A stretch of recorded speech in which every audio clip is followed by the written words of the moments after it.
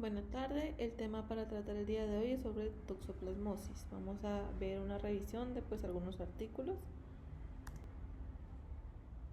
El primero de ellos nos habla sobre las características de las lesiones retinianas en pacientes con diagnóstico de toxoplasmosis ocular que van a acudir a un centro de referencia de oftalmología en donde fue realizado el estudio, que fue en Paraguay. Para iniciar, una pequeña introducción. La toxoplasmosis es una enfermedad parasitaria. En América Latina, la prevalencia es relativamente alta. Se sabe que la enfermedad no solo es la causa más frecuente de uveitis posterior, sino que también va a ser la causa principal de la uveitis en sí misma. Esta va a ser una enfermedad transmitida por los alimentos, por el parásito intracelular Toxoplasma gondii. Principalmente puede ser por la ingestión de agua no filtrada, frutas y verduras contaminadas con quistes. Puede ser por carne cruda o poco cocida que contienen quistes tisulares o incluso de forma vertical. La mayoría de las personas afectadas permanecen asintomáticas de por vida y la infección ocular es una manifestación común de la enfermedad que puede dar lugar a una amplia gama de manifestaciones desde la ausencia de síntomas hasta la ceguera. Se llega a presentar más frecuente lo que es la uveitis posterior con lesión retinocoroidea unilateral y vitreitis. En este caso, se enfocó en el diagnóstico de toxoplasmosis de pacientes que acudieron al servicio de oftalmología en estas clínicas de Paraguay en el periodo de junio del 2020 a febrero del 2022. Una vez que ya el huésped adquirió lo que es el parásito, no pueden eliminar este toxoplasma gondii, por lo tanto las personas con toxoplasmosis ocular continúan el riesgo de reactivación de la enfermedad y las complicaciones oculares pueden ocurrir años después de la infección inicial. Es por eso que estos pacientes deben contar con controles periódicos y deben de tener tanto la participación del oftalmólogo como del infectólogo. Actualmente ya hay estrategias que son profilácticas para poder prevenir las recidivas y ya están siendo adoptadas por muchas partes del país, del mundo. Este fue un estudio observacional descriptivo de corte transversal. Se enfocó, como había mencionado, de junio de 2020 a febrero de 2022. Se incluyeron pacientes de ambos sexos, desde adultos hasta niños, que sufrieron algún tipo de lesión en el ojo causada por toxoplasmosis. Se observó que el 54.3% fueron mujeres. El promedio de la edad fue entre 30 años, más o menos unos 12 años de diferencia, observándose más que todo en la edad de 19 a 40 años y que provienen de zonas más urbanas. En cuanto a afecciones oculares, el 88% fueron casos unilaterales, la mitad de los casos fueron episodios primarios. Se tuvo también en cuenta la evolución del 93%, que fueron casos con uveitis agudas, y el 97% tuvo un mecanismo de transmisión adquirido. La mayoría se presentó con panuveitis, observándose en un 81%, asimismo principalmente fueron uveitis no granulomatosas con un 84%, y las localizaciones más frecuentes de las lesiones retinocoroideas fueron el polo posterior extramacular con un 38% y periférico con un 36%. El principal abordaje terapéutico fue el tratamiento con trimethoprim sulfamethoxazol, corticoides sistémicos en el 98%, y la duración del tratamiento fue en promedio de 6 a más o menos una semana y media más, y las principales complicaciones fueron la vitreitis residual y la hipertensión ocular. Hubo una mejora en la agudeza visual en un 70% de los pacientes y no hubo cambios en el 26% de ellos, y un 3.2% empeoraron. En todos los pacientes la serología fue positiva con un IgG positivo para toxoplasma gondii, destacando que el diagnóstico es clínico y la mayoría de los pacientes de este estudio ya tenían el toxoplasmosis adquirido. También se encontró en este estudio que la mayoría de los pacientes presentaron panuveitis en un 81.92%, en contraposición con lo reportado por otros estudios que refieren como una presentación como uveitis posterior en mayor frecuencia. Y destaca la retinocoroiditis por toxoplasmosis como la causa más común identificable de uveitis posterior en muchas regiones del mundo.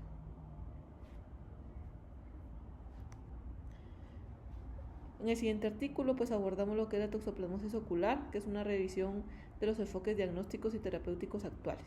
El objetivo es resumir el conocimiento actual sobre las características clínicas, el diagnóstico y el enfoque terapéutico de la toxoplasmosis ocular, centrándose pues principalmente en la forma de la enfermedad adquirida postnatalmente. La toxoplasmosis ocular es una de las etiologías infecciosas más frecuentes de la uveitis posterior. Suele presentarse con retinocoroiditis y se establece un diagnóstico preciso de gran medida con la detección de características clínicas y además pues de la evaluación de las características clínicas. El diagnóstico se basa en gran medida por las pruebas serológicas. La detección del ADN del parásito en el humor acuoso o vítreo puede proporcionar evidencia para un diagnóstico definitivo y la base actual del tratamiento, en caso de ser necesario, es el uso de antibióticos orales con corticosteroides sistémicos. La evidencia reciente sugiere que se puede utilizar otros enfoques terapéuticos como los antibióticos intravítreos y pues en este artículo llegaron a la conclusión que los recientes avances en el abordaje diagnóstico y terapéutico han contribuido a prevenir o a limitar la pérdida de visión en pacientes que padecen toxoplasmosis ocular. Se requieren más estudios para poder proporcionar una mejor comprensión de lo que es la epidemiología, la patogénesis, el diagnóstico y el tratamiento con un impacto significativo en el manejo de esta desafiante entidad. En el siguiente pues tenemos lo que es la toxoplasmosis macular y la clindamicina intravítrea, que es una alternativa al tratamiento oral. Entonces, pues ya habíamos dado una introducción de lo que es la toxoplasmosis, la uveitis posterior, que pueden presentar retinitis focal y pues pueden tener también una cicatriz corioretiniana acompañada de vitreitis. A pesar del carácter autolimitado de las lesiones, el tratamiento está indicado en lesiones que amenazan la mácula o el nervio óptico, o sea, se llamaría en la zona 1, así como en lesiones periféricas que asocian lo que es la vitreitis intensa, además de la clásica pauta con sulfadiazina, la pirametamina y ácido folínico y sus conocidos riesgos como la leucopenia y trombopenia, la pauta oral más simple y popularmente utilizada de la administración de tripermetropin sulfa en asociación de ácido fólico. Este tratamiento también produce ocasionalmente reacciones adversas como alteraciones gastrointestinales y hematológicas. Entonces, en este caso, pues fueron 2 casos de toxoplasmosis en zona 1 mediante inyecciones semanales intravítreas de clindamicina y dexametasona, asistidas mediante paracentesis de humor acuoso. En el primero, pues corresponde a una mujer embarazada de 30 años, la agudeza visual mejoró de cuentadedos a 1 metro en el otro, a 1 metro en lo que es el ojo izquierdo y a 0.2 tras 2 inyecciones en 3 semanas. Y pues en el segundo ya corresponde a un varón de 34 años de edad que presenta intolerancia oral a sulfamidas. La agudeza visual mejoró de movimiento de manos en el ojo derecho a un 20-30 tras una única inyección en un intervalo de tiempo de 15 días. La clindamicina intravítrea se prepara a partir de un vial de fosfato de clindamicina y pues la dexametasona intravítrea se prepara a partir de igual manera de un vial de dexametasona, donde se toman directamente pues 0.1 ml. Aquí tenemos pues la retinografía inicial, donde muestra el foco de retinitis blanco amarillento macular con una cicatriz pigmentada corioretiniana bajo la arcada temporal inferior, y en la OCT pues se evidencia un engrosedamiento hiperrefléctico foveal.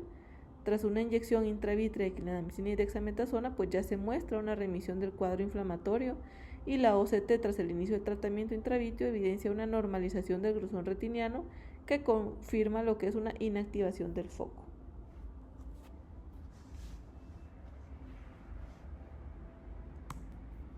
En conclusión, por la inyección intravítrea de clindamicina a 1 gramo por 0.1 ml asociada a dexametasona es segura y proporciona de manera rápida buenos resultados, constituyendo una alternativa de tratamiento oral.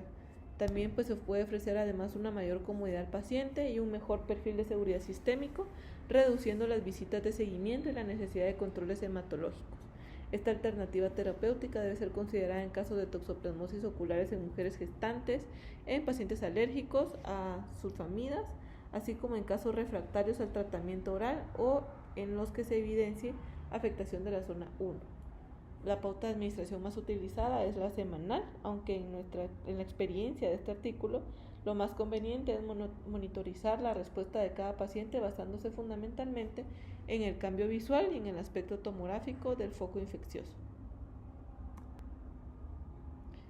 En el siguiente artículo pues hablamos sobre lo que es la coinfección ocular con Mycobacterium tuberculosis y Toxoplasma gondii en un paciente inmunocompetente. Esto va a ser un reporte de caso en donde pues hay una coinfección de dichos patógenos en una mujer inmunocompetente. Es una paciente de 61 años que presentó disminución de la visión y moscas volantes en el ojo derecho de un mes de duración. En el examen ocular pues se pudo evidenciar una panuveitis con una gran lesión de retinocoroiditis de color blanco amarillento adyacente a una cicatriz corioretiniana. Las investigaciones mostraron prueba de Mantox positiva, prueba de TB, cuantiferón y TCAR de tórax sugestivas de tuberculosis pulmonar activa, y la serología reveló un aumento de anticuerpos de IgG de Toxoplasma gondii. El aspirado vitrio fue positivo para el genoma de Mycobacterium tuberculosis y de Toxoplasma gondii mediante la reacción de una cadena polimerasa, y mostró anticuerpos IgG e IgM elevados contra la Toxoplasma gondii. Fue tratada con terapia antitoxoplásmica y antituberculosa junto con corticoides orales y una vitrectomía terapéutica. ¿A qué conclusión llegaron? Pues la tuberculosis ocular y la toxoplasma no solo pueden imitarse entre sí, sino que también se presentan como coinfección en casos raros. Tenemos lo que era toxoplasmosis ocular y rehabilitación visual. Es una presentación de caso. Aquí pues es un paciente en el cual ha tenido deterioro visual en la segunda década de vida. Este es más marcado en el ojo izquierdo. En el estudio se detectaron anticuerpos bajos de IgM, como suele suceder en esta forma de presentación de la enfermedad, y coincidiendo estos resultados con estudios realizados por otros autores, donde se plantea que debido al lapso transcurrido entre la primoinfección adquirida tempranamente en la vida y la retinocoroiditis, que se manifiesta tardíamente, entre un 75% entre la edad de 10 a 35 años de edad, y es que disminuyen los títulos de anticuerpo. La determinación de los títulos de anticuerpos se realiza con inmunofluorescencia indirecta. Se interpreta como una infección pasada o muy reciente, como sucede en este caso en particular. Puede haber reacciones alrededor de 1 a 256 y que se consideran como títulos intermedios y pueden indicar infecciones estabilizadas o recientes, y sugieren a una infección activa cuando es mayor. Las lesiones fondoscópicas de nuestro caso pues se muestran pálidas y con signos de atrofia con presencia de pigmentos de color oscuro, indicando que son antiguas e inactivas. Y pues aquí el escotoma es el síntoma que más se manifiesta, así como la visión borrosa. Refiere pérdida de la visión central por compromiso macular, y estos datos encontrados en este caso pues coinciden con estudios de otros autores. Se puede plantear como diagnóstico diferencial una toxoplasmosis congénita neonatal, donde los síntomas y signos de la enfermedad están presentes al momento del nacimiento. La toxoplasmosis adquirida produce en el paciente títulos muy elevados de IgG, mientras que la determinación de una IgM demuestra toxoplasmosis aguda. ¿A qué conclusión se llegó? Pues que independientemente del tipo de toxoplasmosis ocular y una vez instauradas las secuelas fondoscópicas, el tratamiento de rehabilitación visual con ayudas ópticas sigue siendo el más indicado para poder lograr una mayor calidad visual. Está lo que es el edema macular quístico por Toxoplasma gondii.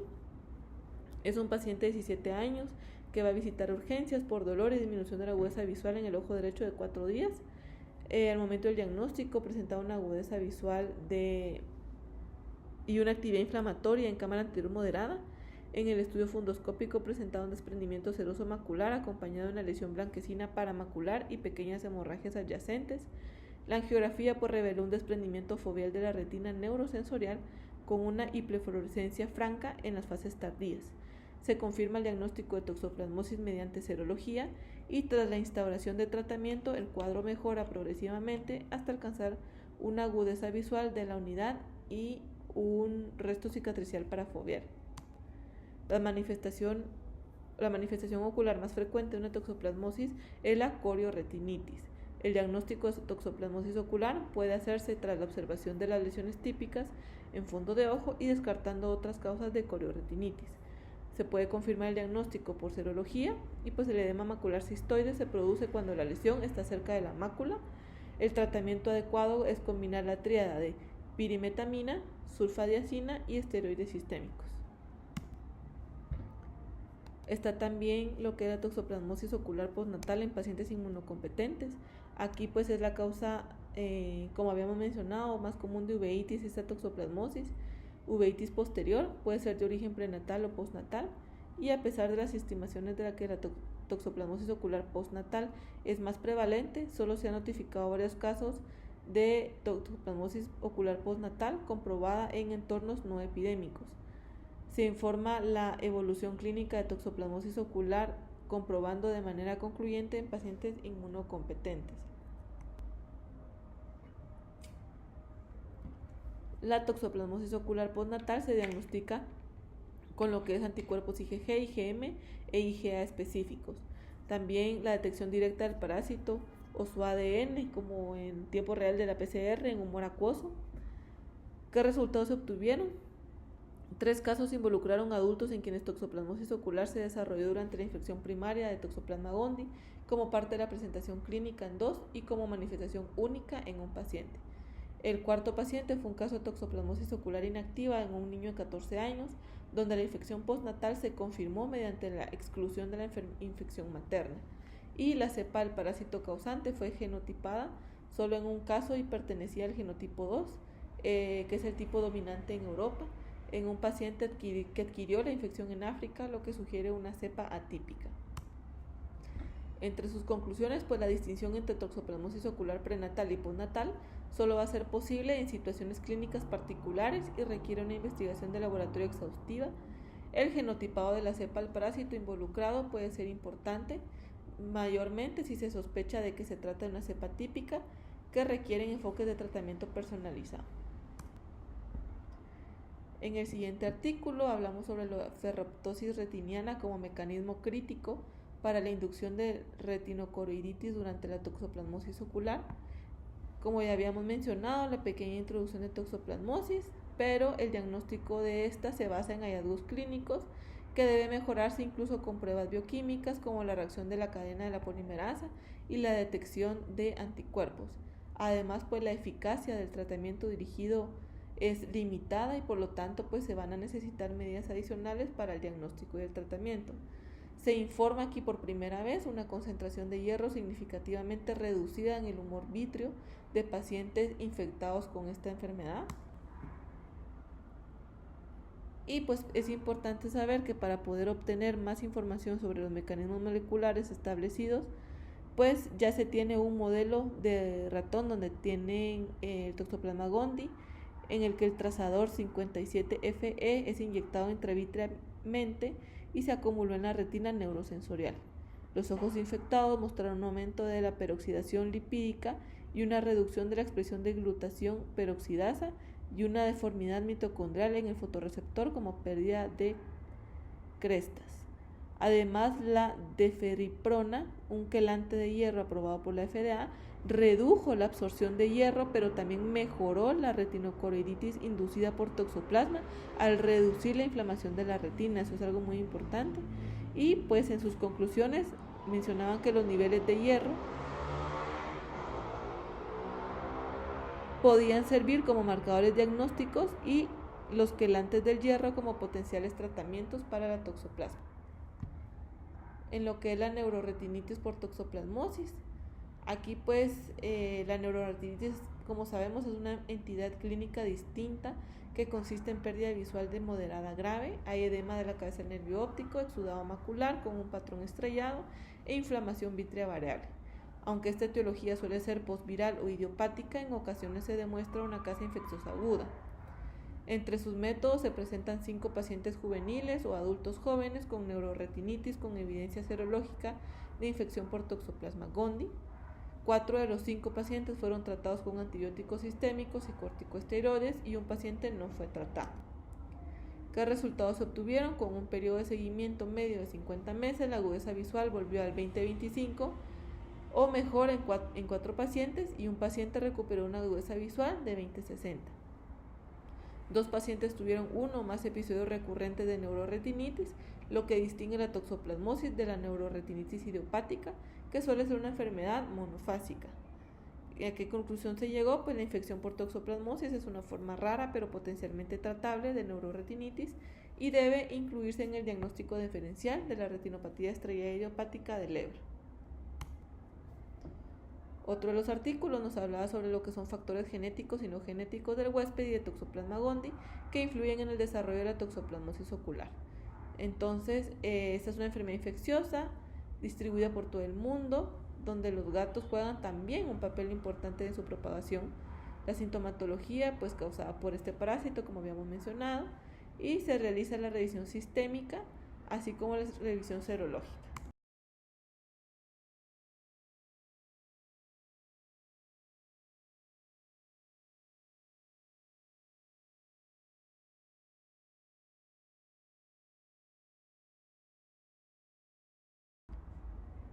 Gracias.